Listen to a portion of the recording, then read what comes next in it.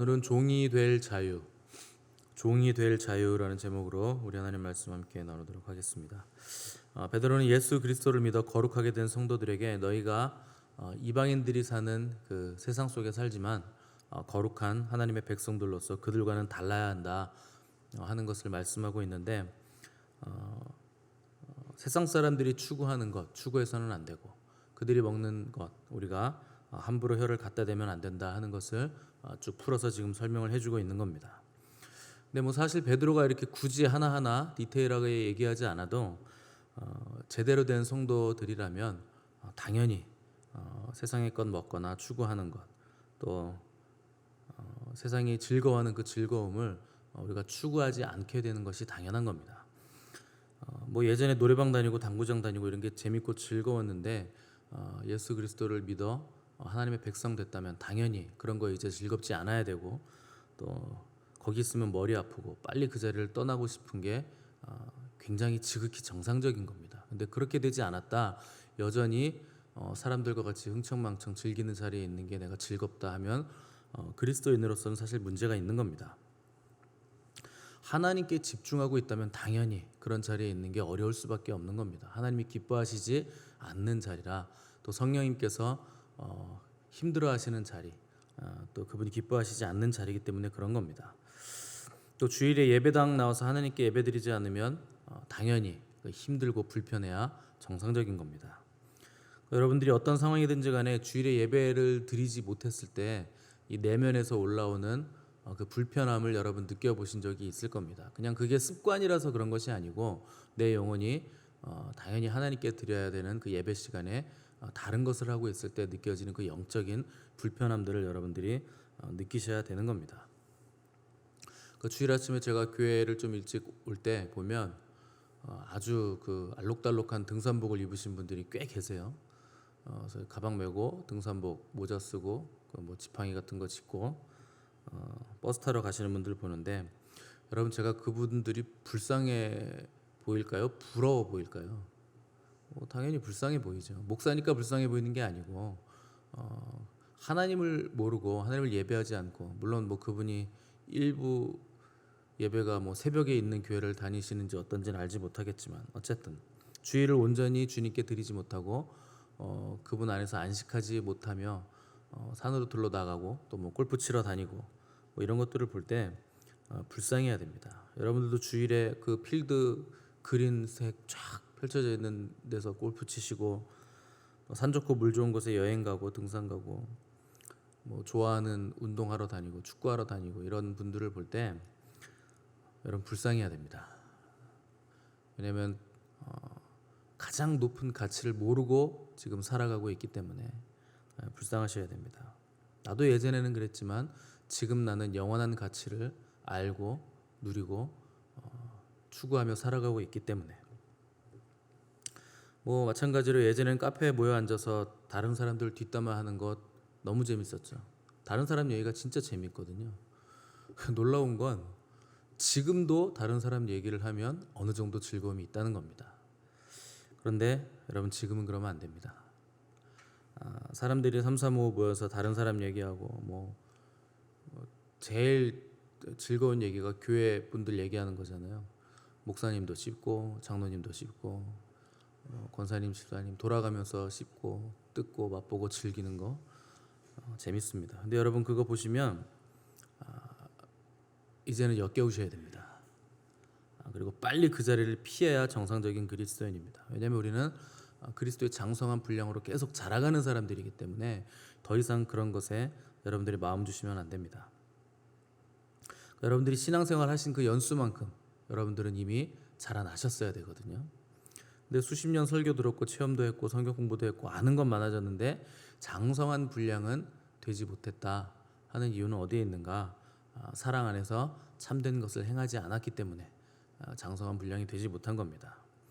그래서 히브리서 기자는 때가 오래되었으므로 너희가 마땅히 선생이 되었을 터인데 너희가 다시 하나님의 말씀의 초보에 대하여 누구에게서 가르침을 받아야 될 처지이니 단단한 음식은 못 먹고 젖이나 먹어야 할 자가 되었도다. 젖을 먹는 자마다 어린아이니 의의 말씀을 경험하지 못한 자요 단단한 음식은 장성한 자의 것이니 그들은 지각을 사용함으로 연단을 받아 선악을 분별하는 자들이니라. 이렇게 기록을 하고 있습니다. 그러니까 우리는 당연히 마땅히 장성한 자가 되고도 남을 시간을 보내왔습니다. 그런데 여전히 장성한 자가 되지 못하고 젖을 먹는 어린아이의 수준으로 지금 살아가고 있다는 겁니다. 장성한 자는 누군가? 자기가 생각하고 자기가 선택하고 자기가 선택한 그 일에 대해서 책임을 지는 사람이 장성한 사람입니다. 오늘 본문 16절 보시면 너희는 자유가 있으나 그 자유로 악을 가리는 데 쓰지 말고 오직 하나님의 종과 같이 하라. 베드로는 이렇게 권면을 하고 있습니다. 자유가 있다는 것은 장성한 자라는 뜻입니다. 어린아이들에게는 자유라는 개념조차 없고 그냥 부모가 해주는 것 그것으로만 수동적으로 다 받으면서 만족을 하는 거지만 장성한 사람은 선택할 수 있는 자유가 있는 겁니다. 근데 고대 세계에서 자유라는 건 누구의 종이 아닌 사람, 묶이지 않고 속박되지 않은 사람을 자유인이라 의미를 했습니다. 근데 베드로는 오늘 16절에서 너희에게 자유가 있다. 그러니 그 자유로 종이 되라. 이렇게 앞뒤가 맞지 않는 지금 논리를 펼치고 있는 겁니다. 종은 자유가 없는 사람이거든요. 근데 너희에게는 자유가 있으니 너희는 종이 돼야 된다. 얘기를 하는 거죠.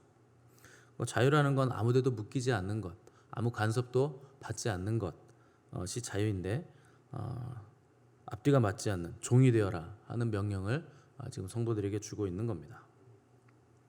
그런데 이것이 성경적인 자유의 개념과 우리가 생각하는 자유의 개념이 완전히 다르기 때문에 베드로가 지금 이런 말씀을 하고 있는 겁니다. 대개 사람들은 자유라는 건 이제 아무런 그 외부의 간섭이 없는 상태, 그리고 내가 주도적으로 결정하고 내가 선택하고 그 일을 가는 것을 자유로 생각을 하시는데 그거는 성경적인 자유가 아닙니다. 아무런 간섭도 없이 홀로 존재하면서 홀로 선택하고 홀로 그 길을 걸어갈 수 있는 존재는 하나님 한 분밖에 없습니다. 그건 창조자만이 할 수 있는 자유입니다. 그러니까 피조물의 자유는 창조자의 간섭을 받을 때 가장 자유로운 것이 피조물이 누릴 수 있는 자유입니다. 근데 우리는 자꾸 세상의 목소리와 세상의 가치와 세상의 판단, 그 세상의 정의를 자꾸 듣기 때문에 자유는 외부에 개입이 없어야 된다. 이렇게 생각을 하시는데 아주 대단한 착각입니다. 그런 존재는 하나님 한 분밖에 없습니다. 절대자이시기 때문에 홀로 영원하신 분이시기 때문에 그분만이 홀로 자유로울 수 있으시고 피조물은 창조주 없이는 절대 자유로울 수가 없는 존재입니다. 그래서 피조물이 가장 자유로울 수 있는 상태는 창조주의 간섭 안에 있을 때, 그분에게 묶여 있을 때 가장 자유롭고 가장 기쁘고 가장 행복하다 하는 것을 우리가 깨달아야 됩니다. 왜 그런가? 인간은 창조될 때부터 하나님께서 그렇게 지으셨기 때문에 그렇습니다. 하나님의 간섭을 받는, 그러니까 뭐 간섭이라고 하니까 좀 부정적인 느낌이 강한데 하나님과 교제하는 그런 존재로 우리가 지음을 받았습니다. 그러니까 예배하는 존재, 하나님과 함께 그분과 교제하는 존재로 지음을 받았고 또 예배하는 그 하나님을 닮아가는 존재로 창조되었기 때문에 우리가 하나님께 속해서 그분에게 묶이고 그분과 교제하고 그분과 함께 걷고 그분과 동행하지 않으면, 그분의 간섭을 받지 않으면, 또 그분을 닮아가지 않으면 우리는 참된 자유를 느낄 수 없게 되는 것입니다. 에녹이라는 분은 성경에 잠깐 나오시는데 365살인가요? 살았던 연수가 정확히 기억이 안 나는데 아마 맞을 것 같은데요. 그동안 하나님과 동행하더니 죽음을 보지 않고 하늘로 하나님께서 옮기셨다, 뭐 이렇게 표현을 하고 있습니다. 그 성경에서 죽음을 보지 않고 올라간 분이 두 분 계신데 엘리야하고 에녹. 또 있나요? 없는 것 같아요. 엘리야야 뭐 말해서 뭐합니까? 대단한 분이죠. 850대 1로 맞짱을 떠가지고 이기고 막 승승장구하고 막 다 쳐 죽이고 다 죽여라 그래서 다 죽이고 우상 숭배자들과의 승리, 대단한 승리를 한 사람이고 또 비가 내리지도 않기도 하고 비가 또 내리기도 하고 뭐 대단한 선지자니까 오케이 올라갈 만하다. 하지만 에녹은 사실 뭐 한 게 없어요. 성경에 보시면 그가 하나님과 동행하였더니 그거밖에 단서가 없습니다. 그래서 이제 어떤 목사님이 이런 얘기를 하셨어요. 에녹이 하나님과 동행했다는 건 아마 이런 걸 거다. 아침에 잠자고 딱 일어났는데 일어나자마자 하나님 안녕히 주무셨어요? 이렇게 얘기를 했어요. 하나님이 잘 잤냐? 네, 하나님도 잘 주무셨나요? 나는 잠을 안 자. 하나님은 안 주무시는군요. 이렇게 이런저런 얘기를 하는 겁니다. 그리고 이제 하루가 다 갔어요. 너 그만 자라. 또 잤습니다. 다음 날 하나님 안녕히 주무셨어요? 안 주무신다 그랬죠. 하나님 저 잘 잤습니다. 그래서 이제 길을 가면서 동행하면서 계속 이런저런 얘기를 하는 거죠. 하나님 근데 어제 이런 일이 있었는데 그건 왜 일어난 일인가요? 그건 이렇고 이래서 이렇게 된 거다. 네, 하나님 알겠습니다. 야, 날이 저물었다. 집에 가라. 이런 날들이 반복됐다는 겁니다. 그러다 어느 날 너무 멀리 가서 얘기가 너무 깊어지다 보니 할 얘기가 너무 많고 하나님에 대해서 궁금한 게 너무 많아서 얘기가 너무 길어져서 하나님이 야, 날이 졌는데 너무 멀리 왔으니 오늘은 우리 집에서 자자. 올라간 거죠. 그래서 그냥 하나님 집으로 데려갔다는 얘기를 하시는 분이 계셨습니다. 동행한다는 건 뭔가 하나님의 간섭을 받는다는 건 뭔가 끊임없이 그분과 대화하고 그분을 느끼고 그분을 알고 그분으로 인해서 오는 기쁨을 누리는 겁니다. 그게 피조물의 기쁨이에요. 근데 우리는 그 창조주의 간섭, 창조주의 그 말씀, 창조주에게 묶이는 것을 오히려 거추장스럽다고 여기는 세상 가치에, 그 세상의 생각에 너무나 많이 노출되어 있고 어려서부터 물들어 있었기 때문에 하나님께 묶이지 않는 것을 자유라 이렇게 착각을 한다는 겁니다. 그래서 많은 크리스찬들이 하나님도 선택하고 싶은데 또 세상도 선택하고 싶은 그 마음 때문에 그 방법을 찾아서 여기저기 다니죠. 불가능합니다. 그런 방법은 없어요. 왜냐하면 우리가 이미 베드로전서 2장 4절에서 봤듯이 사람에게는 버림바가 되었으나 하나님께는 택하심을 입은 보배로운 산돌이신 예수 그리스도라는 표현을 봤잖아요. 이게 뭐냐? 세상에게는 버림을 받으신 거예요. 그러니까 세상은 그 속성상 예수 그리스도를 취할 수도 없고 그분의 말씀을 받을 수도 없다는 겁니다. 그게 세상입니다. 근데 우리가 예수 그리스도도 택하고 세상도 택하는 그 방법을 자꾸 찾으려고 하는데 불가능합니다. 세상은 그 속성상 예수 그리스도를 받지 않습니다. 선택하지 않습니다. 그분의 말씀을 받아서 준행하지 않습니다. 그러니까 당연히 우리가 예수 그리스도를 선택했다면 당연히 세상은 우리도 버릴 것이다 하는 것을 우리는 깨달아야만 하는 겁니다. 그래서 성도들 중에 이렇게 열심히 잘 믿는데 왜 삶이 이렇게 고단하고 힘든가, 왜 나아지지 않는가 이렇게 말씀하시는 분들이 계신데 여러분 당연한 겁니다. 세상은요 우리 그리스도인이라는 존재를 받지 않아요. 환영하지 않습니다. 당연히 싸움이 있고 위기가 있고 거부가 있고 그런 삶을 살 수밖에 없는 존재입니다. 세상이 내가 그리스도인이라는 걸 아는데도 나를 환영한다? 그럼 이상한 거죠. 목사님들 중에 세상 TV 프로그램 나와서 뭐 인기 있고 막 저 목사님은 너무 재밌어 막 이런 분들은 이상한 겁니다. 세상은 그럴 수가 없어요. 뭔가 타협점이 있기 때문에 받아들이고 좋아하는 거죠. 그리고 결정적일 때는 당연히 세상은 그를 버리게 돼 있습니다. 끝까지 가지 않습니다. 종교개혁을 일으켰던 마틴 루터가 이런 말을 했어요. 그리스도인은 모든 것의 자유로운 주인이며 어느 누구에게도 예속된 종이 아니다. 그러나 그리스도인은 모든 것을 섬기는 종이며 모든 자에게 예속된 사람이다. 이게 무슨 말인가? 예수 그리스도의 십자가로 인해서 하나님 외 모든 것으로부터 자유로워진 사람들이 그리스도인입니다. 그런데 그 하나님이 주신 자유로 인해서 모든 것을 섬기기로, 모든 존재를 섬기기로 결단하는 사람들이 바로 그리스도인이라 하는 얘기를 하는 겁니다. 우리에게 주어진 자유는 무엇을 위해 주어진 것인가? 섬김을 위해 주어졌다. 것을 우리가 깨달으라는 얘기죠. 그래서 우리 주님도 섬김을 받으러 이 땅에 오시지 않고 섬기러 이 땅에 오셨다고 친히 말씀을 하셨습니다. 인자에 온 것은 섬김을 받으려 함이 아니요 도리어 섬기려 하고 많은 사람을 위해 자신을 대속물로 주기 위해서 오셨다. 당연히 그분의 제자라면 우리도 그분의 뒤를 따라야 됩니다. 섬김을 받는 것이 아니고 섬기는 자로, 또 뭘 자꾸만 누리려고 하는 것이 아니고 봉사하는 자로 우리는 서야 됩니다. 그러니까 뭘 이렇게 교회에서 뭘 하면요, 항상 섬기는 사람만 섬기거든요. 일하는 사람만 일해요. 그러니까 100명 있으면 10명 될까요? 10명도 채 안 될 겁니다. 항상 땀 흘리는 사람은 땀을 흘리고 앉아 있는 사람은 그대로 앉아 있어요. 여러분, 그게 별로 차이가 안 날 것 같죠? 지금은. 나중에 가면 그거 다 차이 납니다. 섬기는 자세를 가진 사람과 앉아서 그냥 먹는 사람하고는요, 나중에 가면 엄청난 차이가 생겨요. 종은 자기 주인을 생각해야 됩니다. 그리고 다른 사람을 섬기려고 하는 그 섬김을 항상 생각을 해야 되거든요. 근데 종이 나를 위해 나는 존재한다라는 인식이 생기는 순간, 그때부터 수많은 불순종의 이유와 핑계가 내 안에서 계속 생겨나기 시작합니다. 디도서 2장 9절 보시면, 종들은 자기 상전들에게 범사에 순종하여 기쁘게 하고 거슬러 말하지 말라, 이렇게 명령을 하고 있습니다. 종이요, 종됨의 자리를 이탈하는 순간 방종하는 삶을 살게 된다는 겁니다. 종됨의 자리를 이탈하는 순간이 어느 순간이냐? 누리기 시작하는 순간부터예요.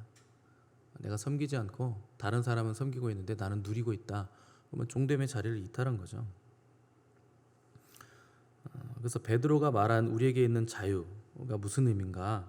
이거는 주인이 없는 자유를 말하는 게 아니고, 주인을 섬기고 순종할 자유가 너에게 있다. 그러니까 자유롭게 종이 되라 하는 것을 우리에게 말을 하고 있는 겁니다. 그리스도인이란 원래 그리스도인의 종이라, 그분의 제자라, 또 그리스도인을 따르고 그분을 섬기는 사람들이라는 뜻입니다. 그러면 종은 무엇을 위해 존재하는가? 누구를 위해 존재하는가? 주인을 위해 존재하고, 주인을 빛나게 하기 위해 존재하고, 주인을 기쁘시게 하기 위해 존재하고, 그분의 명령을 준행하기 위해서 존재하는 겁니다. 그러니까 우리의 모든 삶의 자리에서 우리는 누구를 빛나게 해야 되는가? 예수 그리스도, 우리 주님을 빛나게 하는 존재들로 우리가 삶을 살아가야 됩니다. 그때 비로소 종으로서 느낄 수 있는, 또 피조물로서 느낄 수 있는 최대의 자유, 그 최대의 행복을 우리가 누리게 되는 겁니다. 그분의 종이 된다는 건 나는 세상의 종이 되지 않겠다 하는 겁니다. 또 나의 자유를 하나님의 종이 되는 것에 내 자유를 쓰겠다 하는 것은 하나님을 위해 다 버릴 수 있다는 신앙 고백을 우리가 드리는 겁니다. 우리가 주일마다 사도신경을 외우잖아요. 엄청난 고백을 드리는 거죠. 사도신경의 내용들은 그 12개의 그 고백들로 이루어져 있거든요. 그 전승에 따르면 12사도가 복음을 전하기 위해서 흩어지기 전에 우리 하나의 신앙 고백을, 그 가르침을 만들어서 우리가 이것을 고백하게 하자. 그래서 사도 한 명당 하나의 고백씩을 내놔가지고 만든 것이 12개의 신앙 고백들이기 때문에, 내용 하나하나가 너무나 귀하기 때문에 우리가 주일에 외워서 그냥 맹숭맹숭하게 전능하사 전지를 만드신 막 그냥 외우는 그 정도의 고백이 아니라는 뜻입니다. 더군다나 초대교회 성도들은 이 신앙 고백, 이 사도신경을 신앙 고백 드리는 것이 절대 쉽지 않았습니다. 왜냐하면 당시에 입을 열어 사도신경을 고백한다는 것은 나는 죽어도 좋습니다, 이 고백 때문에 나는 목숨을 걸었습니다 하는 신앙 고백의 표현들이었기 때문에, 결연한 믿음의 고백이었기 때문에 절대 쉽지 않은 고백을 그들은 사도신경을 통해서 드린 겁니다. 당시에는 신앙의 자유가 없었기 때문에 그렇게 목숨을 걸어야만 했던 거죠. 오늘날 우리는 누구든지 예수 그리스도를 구주로 믿을 수 있는 신앙의 자유를 다 가지고 있는 자유민주주의 나라에 우리가 살고 있습니다. 엄청난 자유를 우리가 누리고 있는 겁니다. 그런데 믿음의 내용으로 들어가 보면 초대교회 성도들과 자유가 없던 그 성도들과 자유가 있는 지금 우리와 그 내용면으로 들어가 보면 너무나 많은 차이가 납니다. 감히 따라갈 수 없을 만한 차이가 있죠. 그 사람들은 죽음도 넘어가는 신앙 고백과 믿음을 가지고 있었기 때문에, 가끔 자기가 순교하겠다고 하시는 청년들을 제가 많이 봤거든요. 그냥 그래 귀하다 그렇게 제가 얘기는 해주지만 속으로는 제가 뭐라 그럴까요? 멀었다. 여러분, 순교는요, 그 진심으로 하는 게 절대 아닙니다. 믿음으로 하는 것도 아니에요. 순교는 사랑으로 하는 거거든요. 예수 그리스도를 나보다 더 뜨겁게, 내 목숨보다 사랑하는 사람이니까 순교하는 거지, 그분을 위해 내 목숨을 내어줄 수 있는 거지, 사랑이 없는데 어떻게 목숨을 내어줍니까? 불가능합니다. 여러분들도 이렇게 컨디션이 좋을 때는 목숨 바쳐서 막 주님 사랑할 수 있을 것 같겠지만, 여러분, 내 자아도 죽이지 못하는데 무슨 순교를 합니까? 말도 안 되는 얘기죠. 자기도 죽이지 못했는데, 자아도 죽지 않았는데 주님을 위해서 목숨을 드리는, 말이 안 되는 얘기입니다. 불가능합니다. 믿음의 내용 면에서 우리는 자유를 가지고 있지만 초대교회 성도들과 비교해 보면 말도 안 되는 아주 낮은 수준의 아주 신앙을 가지고 있는 겁니다. 왜 이런가? 우리에게 있는 자유를 가지고 다른 사람들을 섬기는 자리를 선택하지 않고, 예수 그리스도 섬기는 자리, 하나님의 종이 되는 자리를 선택하지 않고, 나를 섬기는 자리, 내 배를 불리는 자리를 항상 선택하기 때문에 이 신앙의 내용 면에서 진전이 없는 겁니다. 자라나질 않는 거예요. 신앙이 어릴 때는 뭐 당연히 그럴 수 있죠. 세상이나 나나 별로 구분도 안 됩니다. 신앙이 어릴 때는. 근데 시간이 가면 마땅히 구분이 돼야 됩니다. 장성한 분량이 됐기 때문에 시간이 지나면 사람은 자라게 돼 있거든요. 그럼 당연히 단단한 음식을 먹어야 되죠. 근데 20살이 되고 30살이 되는데, 믿은 지 30년이 됐는데 아직도 목사님 젖 주세요 이러고 있으면 근심이죠. 그거는 몇 살 했대요? 젖을 2살 했대요? 여러분, 그거 먹고 계시면 안 돼요. 여러분, 아이들이 먹는 분유 요새 뭐가 맛있어요? 아이가 없어서, 우리가 아기가 별로 없어가지고 무슨 분유 타서 드시나요? 소리는 모유 먹습니까? 여러분, 아무리 맛있어도요, 분유 타서 한번 먹어보세요. 맛있나? 그게 무슨 맛인가? 밍밍하실걸요? 애들은 자극적인 거 못 먹잖아요. 당연히 밍밍하게, 우리는 맛도 없겠죠. 그거 분말로 그냥 한 움큼 털어 넣어도 맛 별로 없을 겁니다. 자꾸 그걸 먹으려고 하시면 안 돼요. 모유도 맛 없을 것 같은데, 제 생각엔. 제가 지금 맛이 기억이 안 나서 가물가물한데, 하도 오래돼가지고. 우리가 먹을 수준이 아니죠.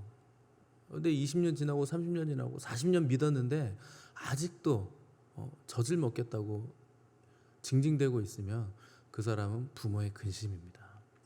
하나님의 근심이죠.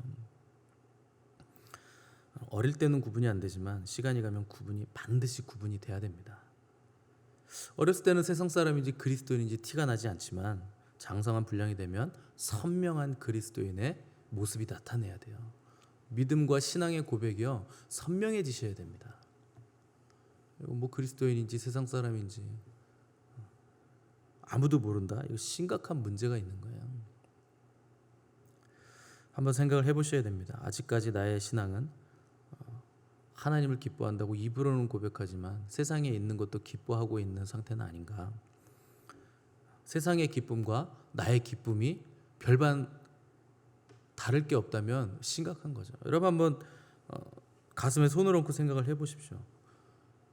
언제 가장 기쁘세요? 물질이 많이 들어오면 기쁘지 않습니까? 자녀가 좋은 학교 진학하면 기쁘고, 좋은 직장 가면 기쁘고, 직장이 잘 됐다 그러면 기쁘고, 이런 기쁨이 우리 기쁨의 전부라면 우리의 기쁨은 세상의 기쁨과 뭐가 다르죠? 뭐 차이점이 있습니까? 스스로에게 질문을 해봐야 됩니다. 그것도 귀하죠. 하나님이 해주신 일이기 때문에. 왜냐하면 하나님이 주시는 것은 아무리 작은 것이라도 다 귀한 거니까 기뻐해야 하는 게 맞는 겁니다. 그런데 그것만이 나의 기쁨이 되는 게, 그게 문제가 있다는 거예요. 그것을 뛰어넘는, 그렇지 않더라도 자녀가 어떻게 내가 생각하는 대로 되지 않았을지라도, 그리 아니하실지라도 우리에게 넘치는 기쁨이 있어야 돼요. 하나님으로부터 오는, 세상은 알 수도 없고 줄 수도 없는 그 기쁨이 분명하게 우리에게 존재하고 있어야 된다 하는 겁니다. 여전히 세상 사람들이 기뻐하는 그 기쁨만이 나의 기쁨이고, 여전히 사납고, 여전히 누가 뭐라고 하면 표정이 바뀌고, 여전히 시기와 질투와 싸움이 있다면 우리는 아직 젖을 먹고 있는 거예요. 단단한 음식 근처에는 가지도 못하고 있는 겁니다. 어른이란 티가 별로 안 나야 되는 거예요. 누가 뭐라고 해도 받을 수 있어야 돼요. 크리스찬들은 더더욱 그렇습니다. 다 담아낼 수 있어야 되고, 완충시킬 수 있어야 되고, 감안할 수 있어야 되죠. 그게 어른이죠.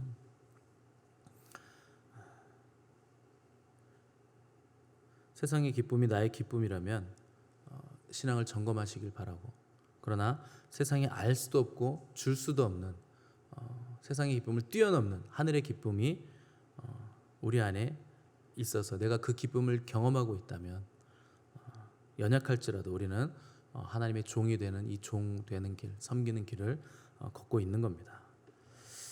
우리가 가진 자유로 내가 나를 위해서 살겠다는 것을 포기하시고 하나님을 섬기겠다 하는 결단을 하시기 바랍니다. 그리고 그 길을 걸어가는 자에게만 주시는 넘치는 기쁨, 세상이 줄 수도 없고 알 수도 없는 그 기쁨을 누리시기를 바라고, 그 기쁨과 복이 넘쳐나는 저와 여러분의 삶 되시기를 간절히 바랍니다. 함께 기도하겠습니다.